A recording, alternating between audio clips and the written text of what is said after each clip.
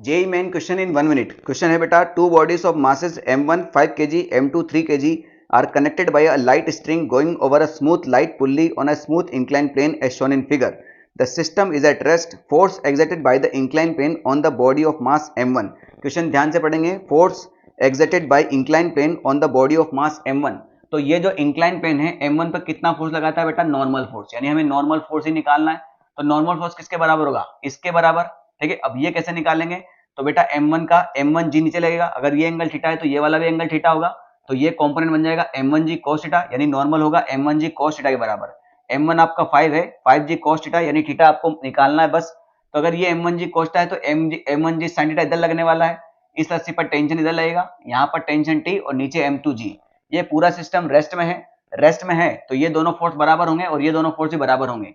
अगर T m2g के बराबर है और टी ही m1g के बराबर है तो ये दोनों भी बराबर होने वाले हैं। जिसे जी खत्म हो जाएगा तो साइन थीटा हो जाएगा m2/m1 यानी 3/5।